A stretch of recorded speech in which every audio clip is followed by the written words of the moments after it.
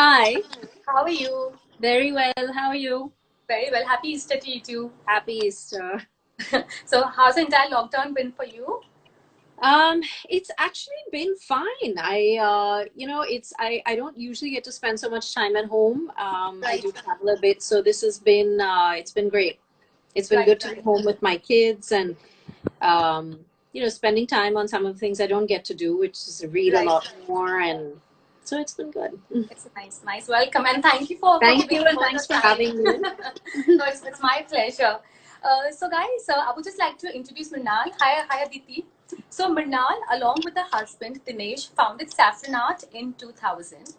And today, they are leading international auction house conducting live and online auction of modern and contemporary Indian fine arts, jewelry, and collectibles for almost 2 decades. Bernal has played a key role in expanding Saffronart's presence from Mumbai to New Delhi to New York and to London. And it's with her efforts that Saffronart has extended its category beyond fine arts and held the inaugural jewelry auction in Hong Kong in the year 2008, adding a new dimension to Saffronart's market presence.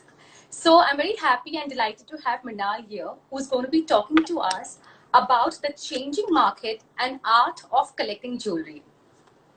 So Mrinal, so guys, I have a few questions which I'm going to be asking her, but all of y'all are free, please feel free to like put in some questions, and Mrinal would love to address all of them as much as we can try.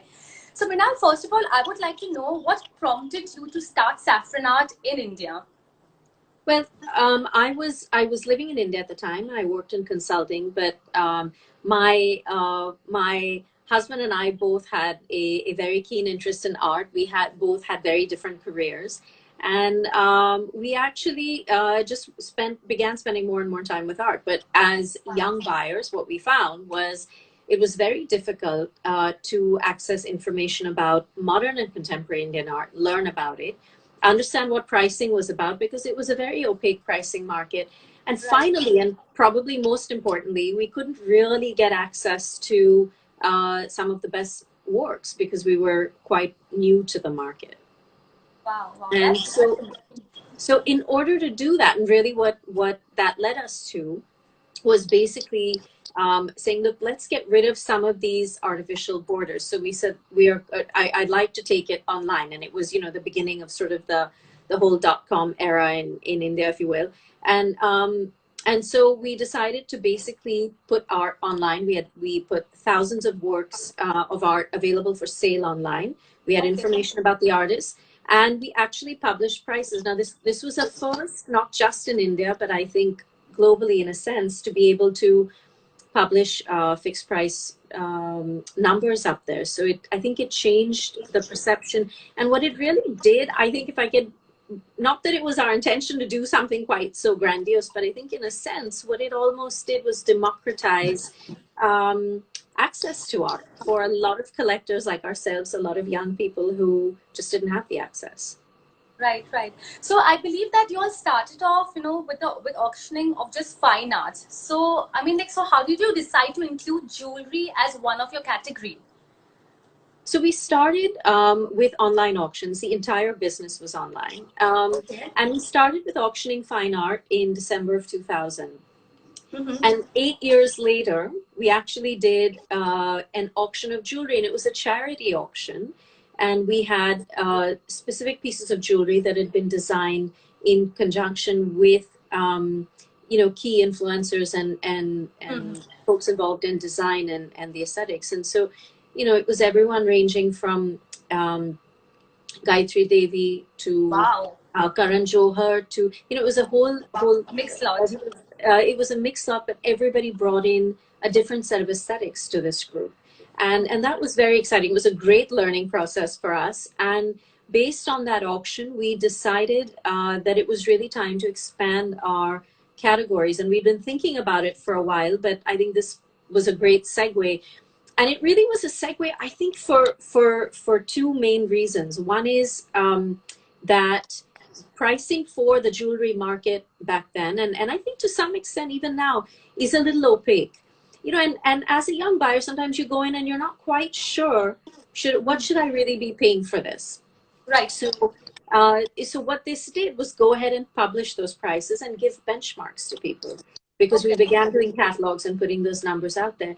And then the other thing it did was put a whole lot more information out there. You have to remember, we were a tiny company, new to the market. And so we went out and sort of said, look, if it were me buying, what would I want to know? Right. I would want to know, is this really, is this a good quality piece? How do I know that? Okay, it's certified. How is this valued versus that? And when I have comparisons, it's easier for me to make that decision. So that's really how we approached it. Right. Vasudha has just asked a question. How do you pick your jewelry selection for auction? Well, this actually goes back to a discussion, Renu, that you and I have had in the past, is what is it that people are looking for? Because when you buy an auction, what you're really buying is you're getting access to something that may otherwise be somewhat difficult to obtain. So it's got an element of rarity or uniqueness, or it's just a fabulous price for something quite valuable. So, in trying to put a collection like that together, it's a mix of both contemporary jewels, important designs. But sometimes that element of rarity or uniqueness will come in from its history or its provenance. If it's come for example, we had a collection from the Mangaldas family that came up for sale for pieces that had exquisite meenakari. So, in that sense, it came from a private collector. In some cases, we've had pieces that have come in from a designer and have been signed. And those are contemporary pieces, but so unusual in design and the way they're made that we decide to include them in auction. So it's a very varied selection process. Right. And I believe that you also need to have like different categories, say from enamel jewelry to contemporary jewelry to some pearl jewelry to some diamond jewelry, because there's again like a mixed demand of like all different categories of jewelry, right? Well, we tend to not, every auction really is not about going wide across the spectrum. Okay. Sometimes we may have amazing watches that happen to come up. So sometimes it really is quite opportunistic that if a family wants to consign a collection that they have built, excuse me, over the years, we might bring that together and base the auction around that. Or other times, I think one of our most memorable auctions, and again, in terms of sort of key moments, I think our first big jewelry auction, we really tried to pick out key technical aspects of Indian jewels and sort of various crafts that we felt were not, in a sense, either dying out, or the master crafting ability was so diminished that we wanted to highlight it. And for that, we had featured some important Theva work, which is quite difficult to get. Correct, yes. We had some very rare Basra pearls. We had some very important pink Meena, some Banarsi pink Meena pieces. So, all of these pieces of jewelry, whether they were vintage pieces, or in some cases they were modern revivals of those kinds of techniques. They all captured a very special place, I think, in the overall history of Indian jewels. Wow, amazing. So somebody's asked a very interesting question, that do you approach the designers or does the designer approach you? So how does it work about contacting an auction house? I think typically it just depends. It may be that, if I always love to see work that designers have done. So if I happen to come across something, I will of course reach out to them, as will the rest of the team here at Saffronart. But and in some cases, we've had designers give us a call. Obviously, it depends who the designer is, where they're located, and whether it's for an auction or talk, such as the one we did with Viren Bhagat. So I think it depends what we're reaching out to them for. Right. So I believe that you started a jewelry auction in the year 2008. So how has the entire collectible market been different, from then and from the today's period? Gosh, I think today is unlike anything anyone has ever seen. But I would say what we saw a lot of early on were the desire to collect more traditional jewels. So Okay. it may have been important stones.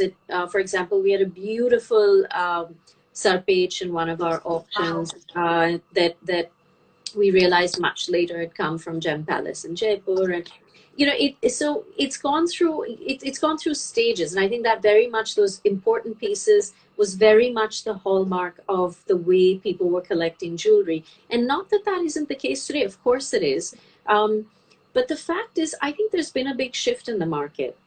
So Right. I would say really in two ways. One is in terms of collecting more wearable or usable jewelry. I think that's definitely a shift in trend. So, one will tend to buy sort of slightly smaller, lighter pieces to Yeah. collect rather than going for something very large.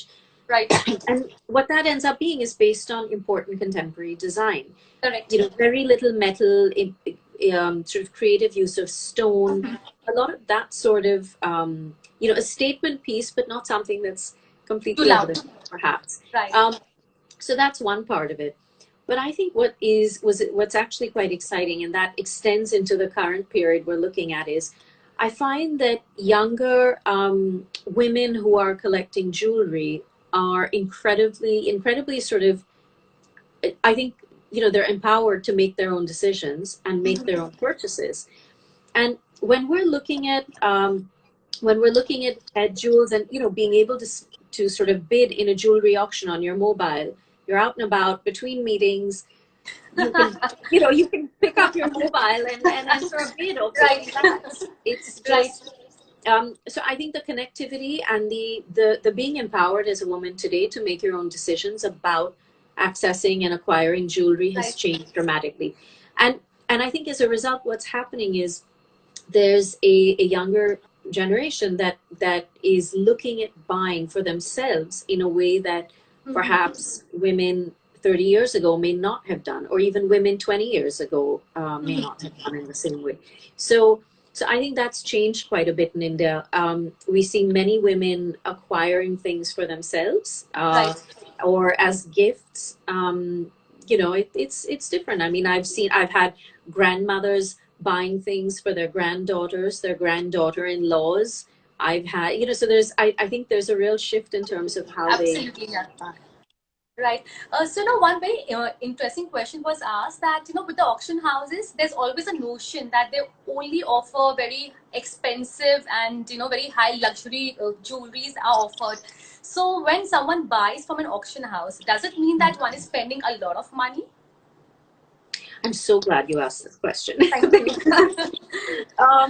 Because we during this COVID lockdown, we've actually really made an effort to come together as a team, work together, and engage with our consigners, our clients, and create kind of an interesting format. So we do what we call Absolute Tuesdays, and an absolute Okay. auction is one where there's no reserve. And so when we do these, one of the auctions we've done has been a jewelry auction. It's actually the very first time there's been a no reserve auction of jewelry. It's Okay. incredible. And we had a superb reaction to it. It was a tiny auction. We only had 13 lots. And they were all sort of below 5 lakhs, but the auction did really well.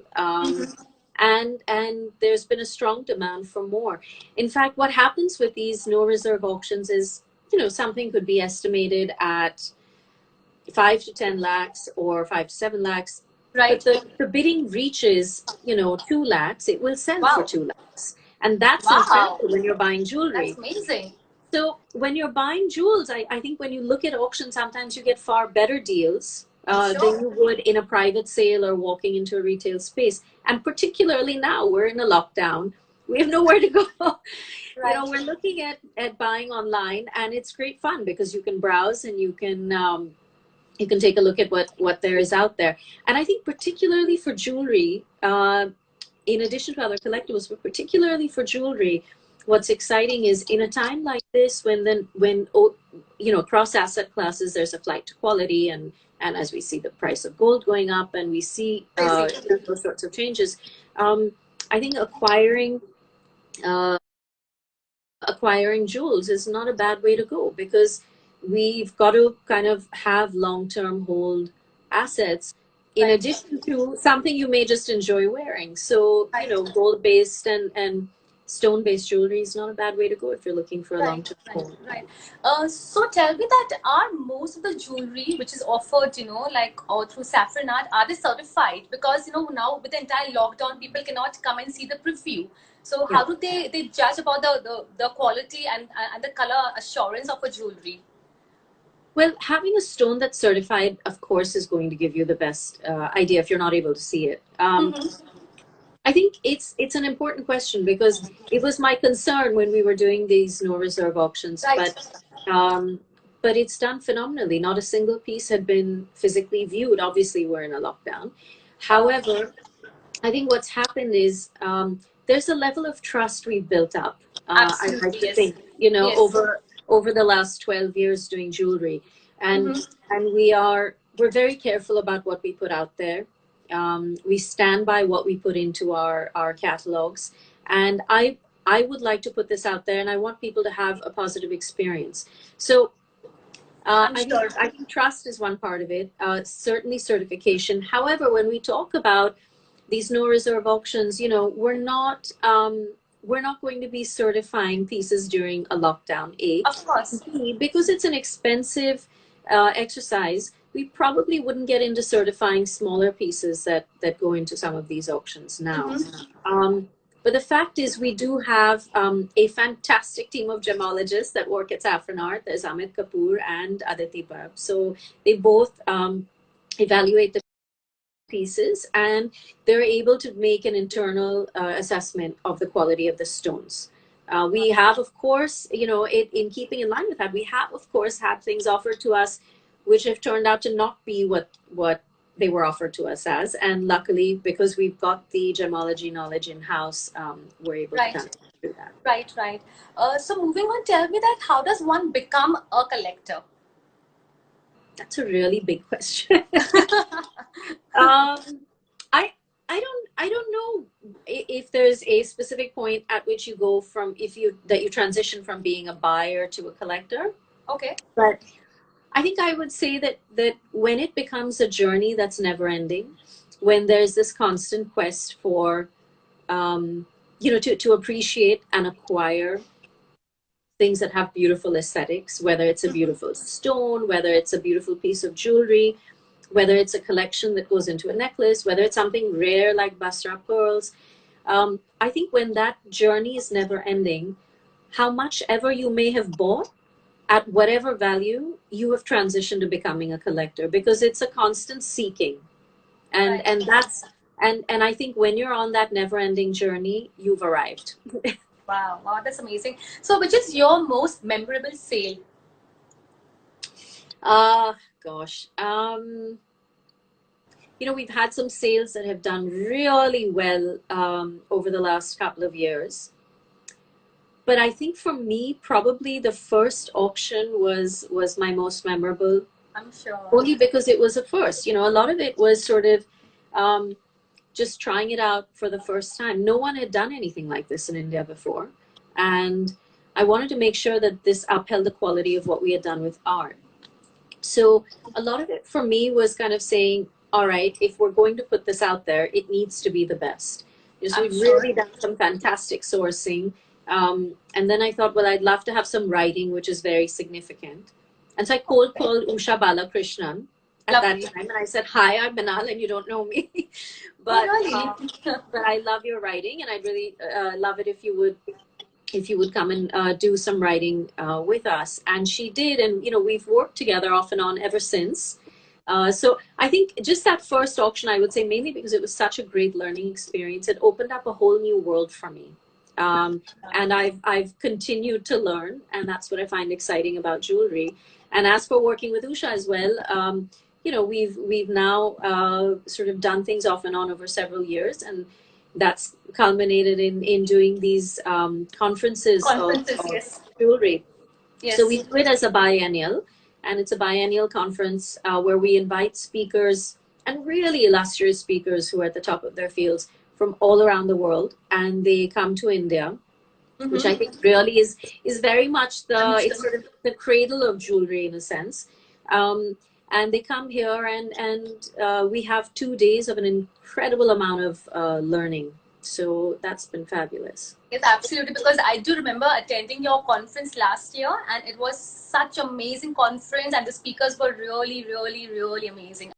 So Thank there was a you. very interesting question. Somebody's asked that can important loose gemstone have a good auction, as most buyers in general prefer ornaments. So he's trying to ask, yeah, whether loose gemstones also can be offered for auction. They can be, and we have done that before. I tend to, we do it less and less only because I think one of the exciting things about an auction is it creates a distinction between price and value. Okay. Because, in a sense, those are two different animals entirely. Right. Right. And what one person may value as an acquisition will be very different from what another person may value as an acquisition, right? Yeah. But the price for those may be the same. So I think the price we put on it may be the same, obviously. But I think the point is with loose gemstones, there isn't as much of a rubber band in terms of that value. The aesthetics are the aesthetics of that stone, and I think that the things that distinguish them, small features of the stone, the provenance, the history, those things can add a great deal. Oh yeah, absolutely. But it really, I think it has to have a bit of that, or it has to have some element of rarity or uniqueness for, I think, a stone to go into auction. Right. And Anju wants to know, when is your next conference? Our next conference, gosh.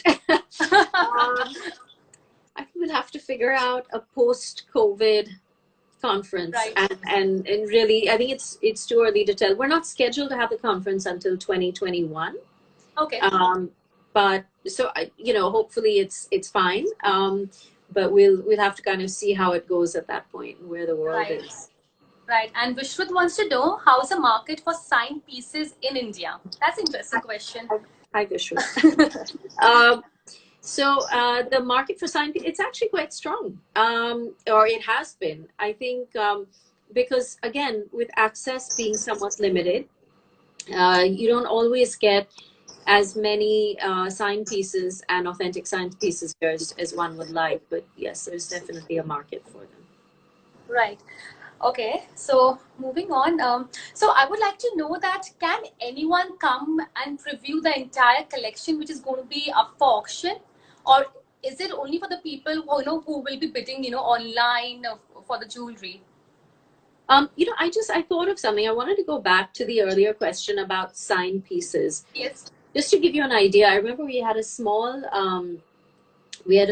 Tiffany money clip a few years ago in auction, and I think there was so much interest in it, and it was priced so competitively in auction. I'm sure. I think it ended up selling at triple its high estimate, from what I remember. So, I think there's definitely a market as long as it's an attractive value, as I explained earlier. So, and coming back to viewing pieces, obviously during a lockdown, no, we cannot view. Of course pieces. not.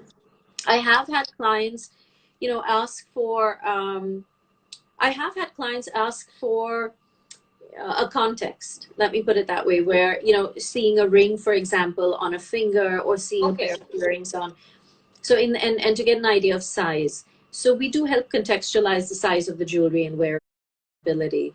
But right now, obviously, it's people have bought sight unseen. Right.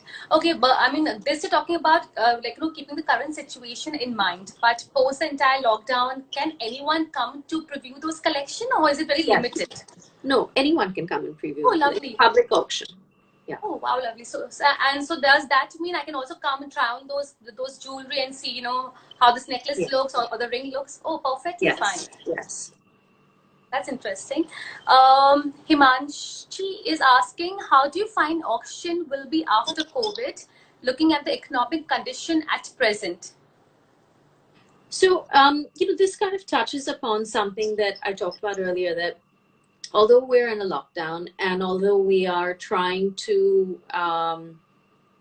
sort of keep working, I mean, I think it's important for us, in the auction community and working with our vendors to sort of support each other and try and do as much as we can and try and sort of keep up the course of business, because ultimately it filters across the economic ecosystem.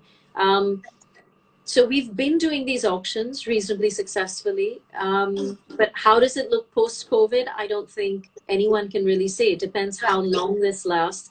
I think it depends on what the rupee is going to end up at versus the dollar. I think it's going to depend on, the movement of logistics. That's a critical one. Whether borders will open up, obviously across states, one, and then across countries and across regions. And finally, I think what liquidity is going to be like in the market, and that's very tough to tell until the financial markets properly sort of open up. We are just hoping for the best, absolutely hoping for the best. Rinkesh wants you to start an auction of vintage silver artifacts. I saw that earlier. We've actually, thank you for asking that question, but we have actually done vintage silver. We've had some very interesting pieces, signed pieces by OM, and OM Kutch, Bhuj. So we've been reasonably successful with it. And we don't do as much of it because excuse me, as I mentioned, we like to check the pieces, confirm provenance, and make sure it is actually authentic. So right. There's a question by Sunil. He wants to ask you that he just started collecting art. So do you have some advice for him at this stage? Well, I think, I would say just go slow so that you end up with a collection that you are happy with. Right. But as you look at art, definitely take a look at Saffronart. There's a lot of information out there. There's information on art, on artists, on events, on pricing. There's a lot of historic information. My suggestion would be to start slow, and if you're starting slow, you may want to look at the absolute auctions or the no reserve auctions of art that are on Story Limited. So that's on storyltd.com. Right. Pranay wants to know, how long do you hold the jewelry pieces once selected for auction? That's an interesting question. Yeah, it's I think it's been a real concern for the trade at times, because typically if they are selling in a B2B environment, obviously they have a really short hold period, and a much higher turnover as far as time goes. But when it comes to important pieces, we do need time. So I would say probably an average would be about 3 months. Okay, fine. And Umang Gupta wants to know, how can we consign a piece with you? Well, the way it works is you've got to just send us an image, jewels@saffronart.com. You send us an image along with all the details and your contact information. We'll take a look and see where it fits and if it fits, and then we will get back to you. Okay. And there's a question by Anju again. She wants to know, luxury goods would be most affected, I feel, to be back to rolling. Should take 6 to 7 months. What's your opinion? Okay, so it's the same thing. She's asking your opinion about the post-COVID. Yeah, tough to say. Right. Do you think exhibitions going totally digital? Yeah, so you just had an online auction, right? So would you like to share something about that? Yeah, I think the reason I started the business was because I couldn't get to see the things that I wanted to see, and the only way for me to do it was to see them online. So do I think there may be exhibitions of jewelry online? Yeah, absolutely, in the future. I think there are not that there are gaps, but I think we could have better technology enabled exhibitions, and I think we'll see that over time. So yeah, I do expect that. Wow, those are some really interesting questions, which have been asked by the audience. So I would like to know that how is Saffronart contributing to the current situation of COVID? Thanks for asking that. I think it's really important. In fact, it's one of the reasons we started building up our no reserve auctions to get the momentum going. So, Right. because we wanted to work towards doing an auction where we're giving funds and giving support where it's most needed I'm sure. to marginalized families and individuals who do need the funds for their everyday sustenance. And that's what we're trying to get to, along with contribution for medical personnel. We are not going to be conducting, sort of delivering it ourselves. We're going to be working through Sure. two NGOs, but we will be conducting an auction of art that's been donated, Okay. and the proceeds from that is what Saffronart is going to be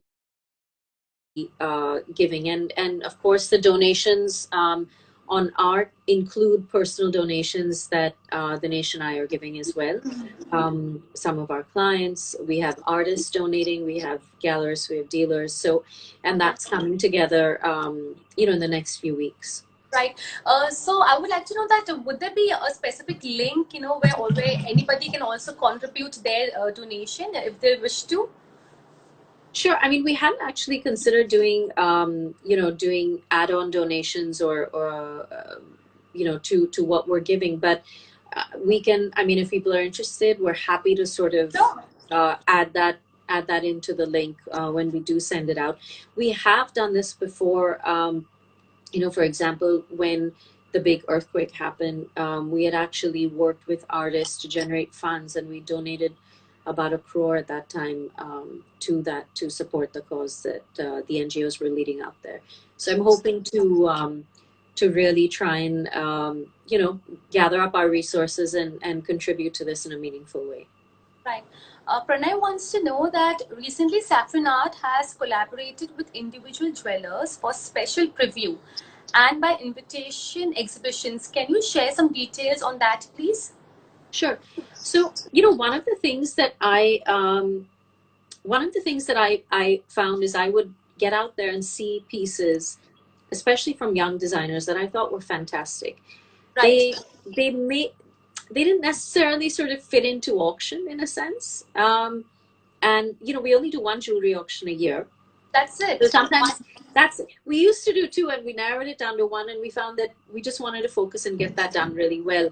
I think if we see demand, if we see a resurgence of demand and it picking up, we may of course consider expanding that out to more auctions. But we are certainly going to continue doing no reserve auctions of jewelry, and you will see it coming up shortly.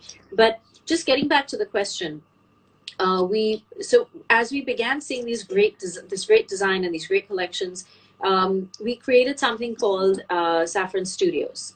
Okay. And what that really is about is bringing the studio practice to the retail world, and we're bringing the studio practice to the consumer or buyer, and more importantly to the collector who will support that studio practice. So young designers who are doing interesting things, whether it's jewelry or textiles.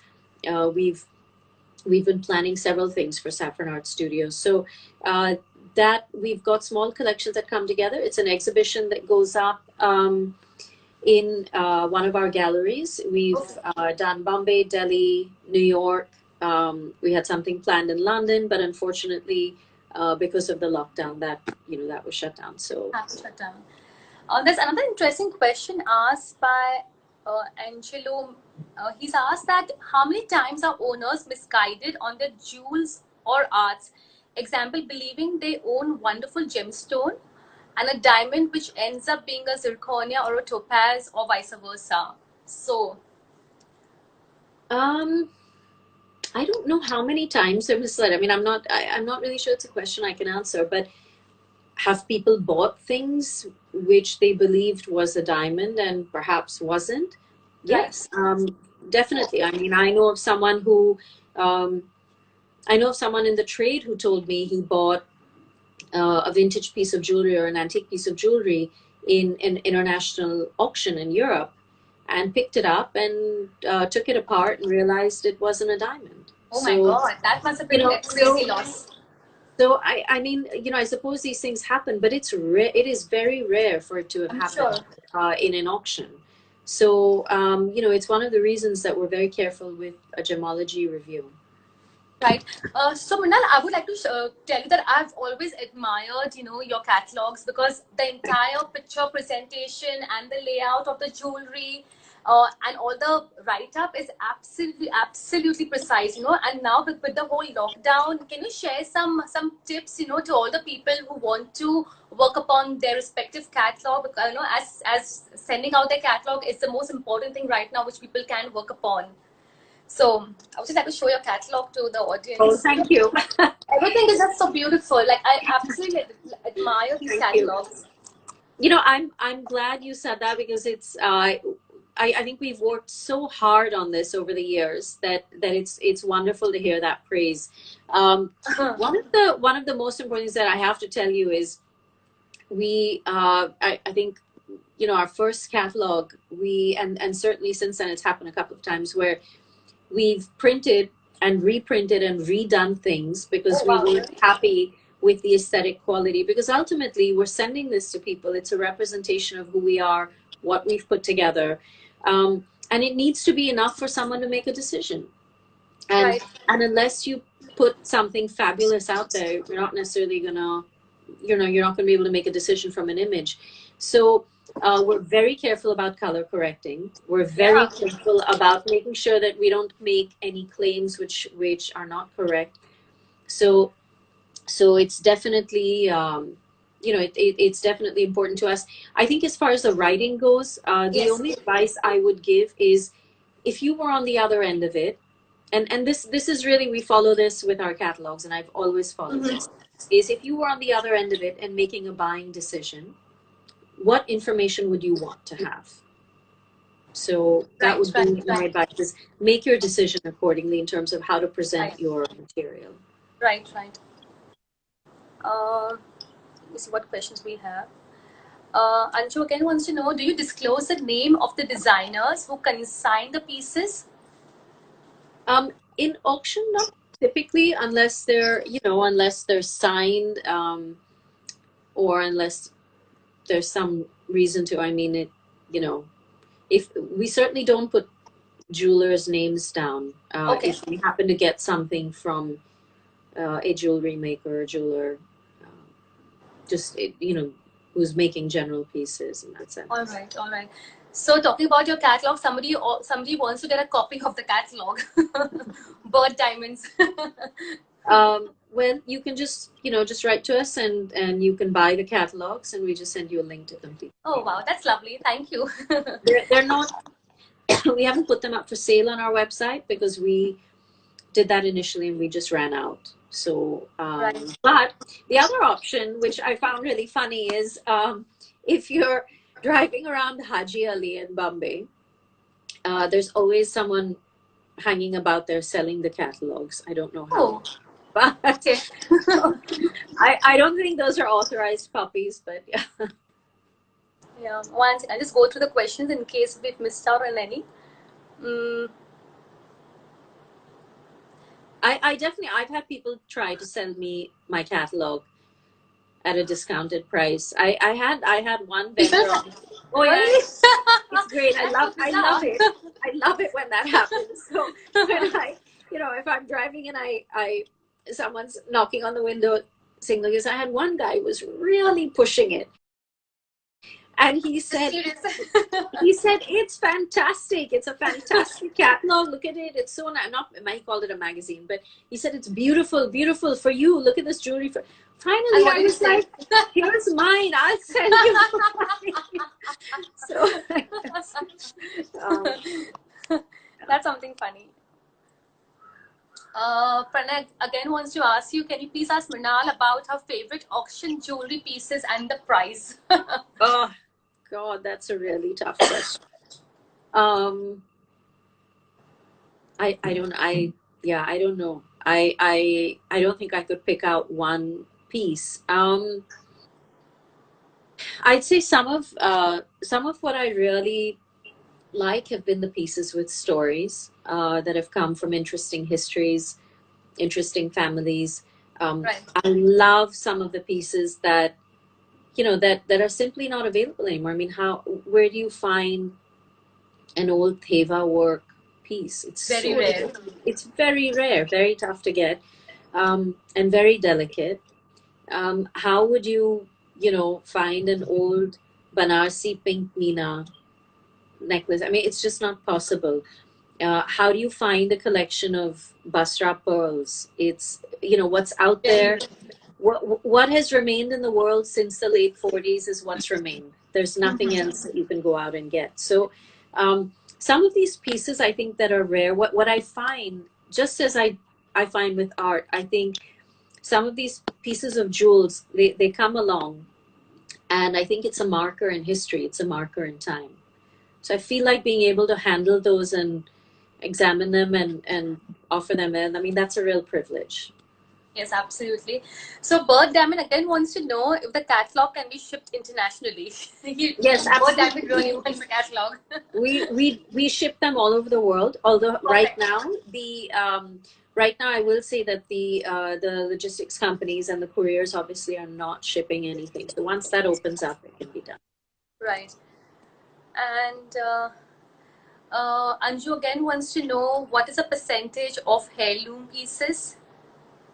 It really depends from sale to sale. We've had sales where it's been, most of the catalog are vintage pieces, and others were a smaller percentage. Maybe we've had a lot of watches instead. So it depends on each collection.